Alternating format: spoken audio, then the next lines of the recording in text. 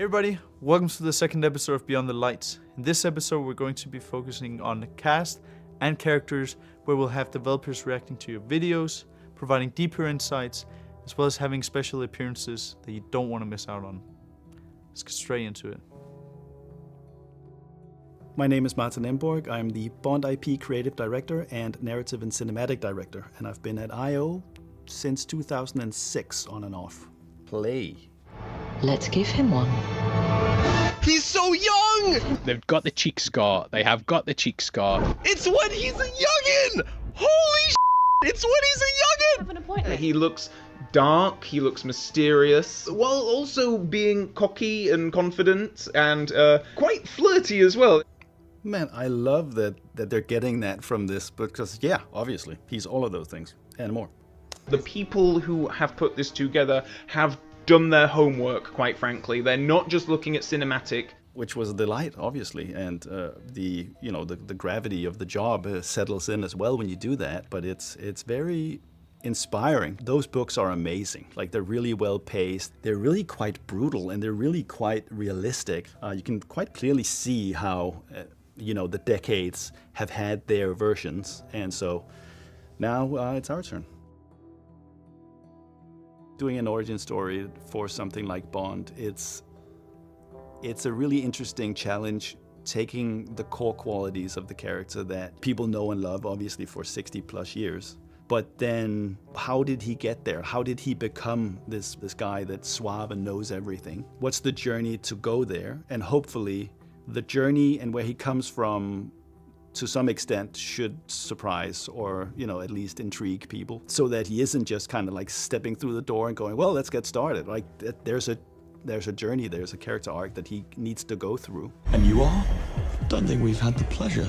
Now let's not get ahead of ourselves, James. What is very different in terms of difference from books and movies is that in our version, Moneypenny is a field analyst, and so she's going to be in his earpiece. And so you get a lot more time with Moneypenny, and you get a lot more conversation between her and Bond. So traditionally, Bond is a man of very few words. In our version, he speaks a lot more, which is partly because he's a young guy, but also partly to do with the medium. And we're not cutting to the next, set piece. You're with him. You're entering the building with him. And so you're going to be part of a lot of back and forth, and a lot of conversation, and a lot of perspectives, sometimes quite fun. It's always more fun to jump out of a window if you're being told not to. So that's definitely part of their dynamic as well. So Bond and Moneypenny do have a long history, I guess, across the franchise. And ultimately, I think we wanted to honor that DNA in this version of her. So they do their dynamic treads this line of all cheekiness, but admiration. There's a lot of respect, but there's still pushback when needed. And yeah, we wanted to honor that. But I guess in First Light, we do see them at an earlier stage, just before that kind of mythology sets in around them. And, they're figuring each other out. So there is still that chemistry there. And hopefully that chemistry grows throughout the game and everyone can kind of feel that and sense that. But at the same time, they're figuring each other out.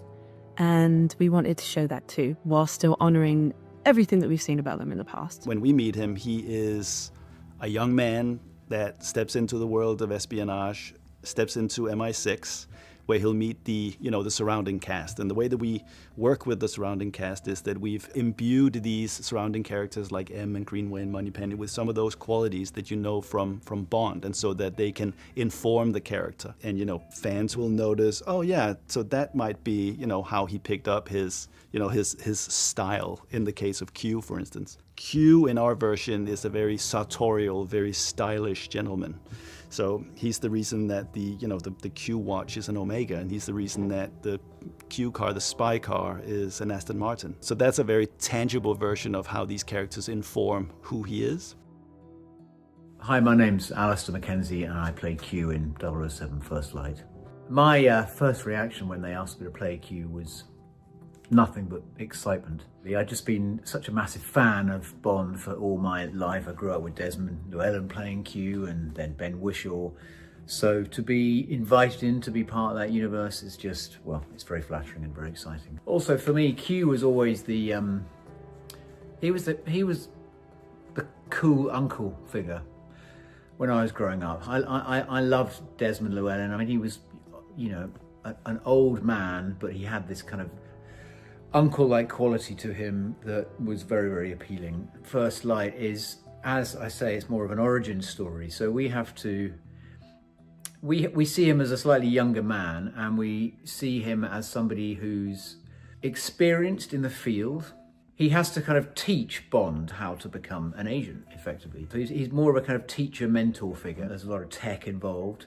You know, he's kind of likes to mess around a bit, and Q has to keep him in check and remind him that he has a job to do and he has to do it properly, and he can't mess around with these gadgets because they're dangerous, and he's got to treat them with the respect and the care that they deserve. Our Q has to be someone who commands that kind of respect, has that sort of authority. He is the sort of professor and the teacher and the mentor, but is also a little bit of a twinkle in his eye as well, and he's a friend of Bond as well. Q would not be where he is today if he was not experienced in the field himself. So I imagine, you know, he's got a few tasty moves under his belt that he can bring out if necessary. But this one is only for 00 agents, James. If you want to drive it, you'll have to earn the number.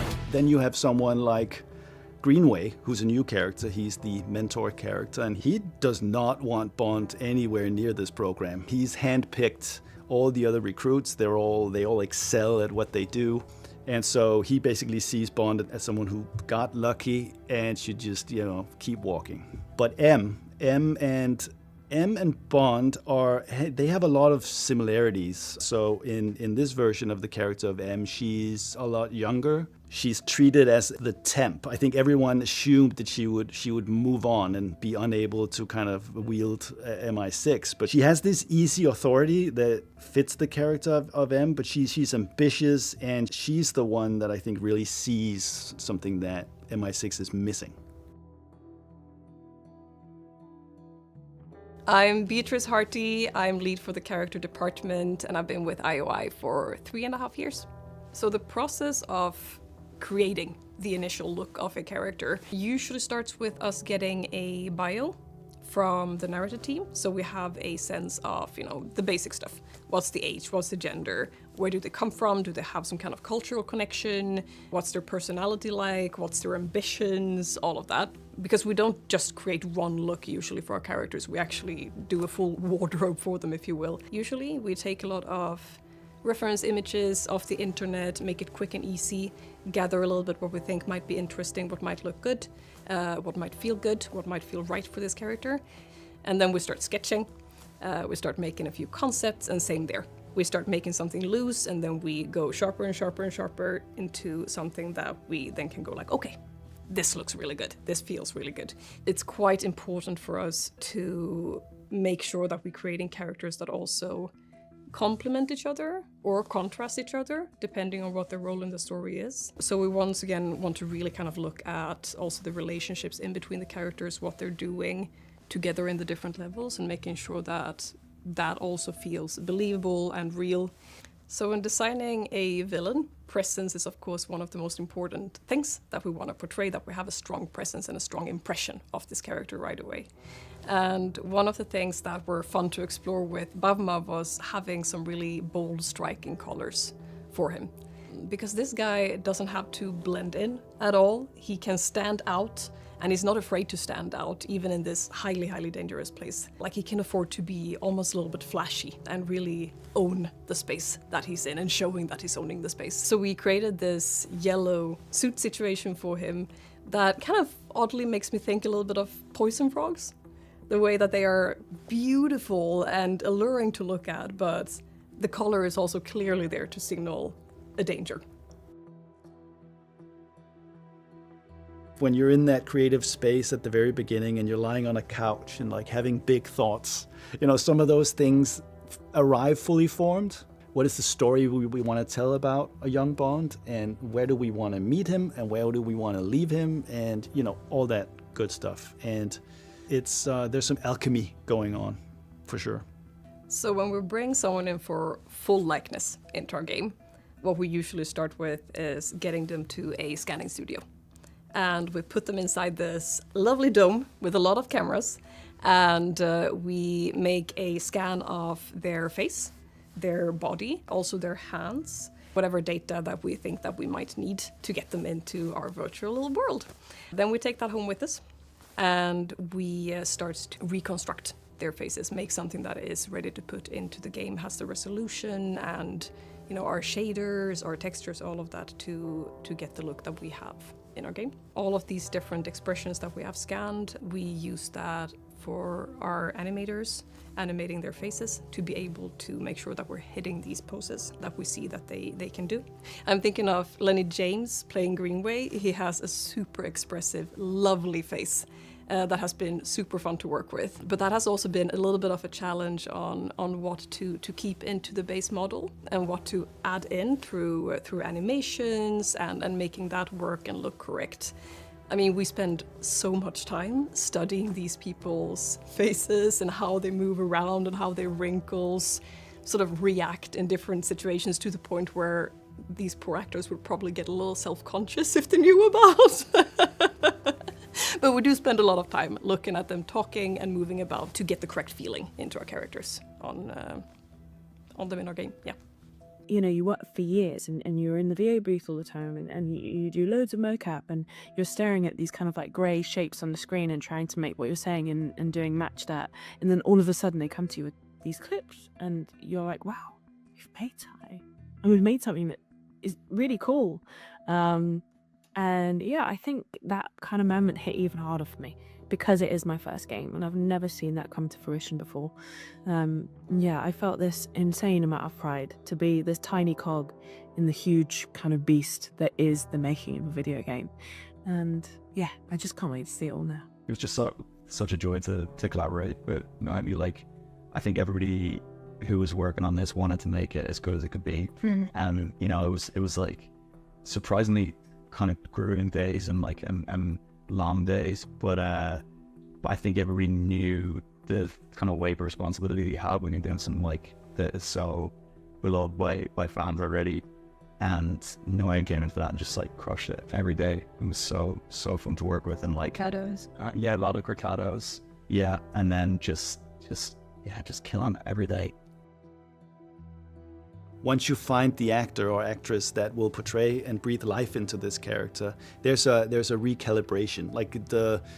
The instincts of great actors, I mean, it's priceless, and obviously it has a major impact on the character. And I think the luxury of something like this, where we've worked with someone like Paddy for a long time, you do get to calibrate the character to fit what he does and his instincts and how he carries himself. Obviously, when you have a text and you have a character, that's when the work begins to some extent, right? It's like you could play something in a myriad different ways. I was extremely impressed with how much he brought to the table, and that's true for the whole cast. How much they bring when they come in and the questions that they ask. I mean, you better be on your A game. We're operating at a quite high level on this project. And yeah, I think we've made something quite special.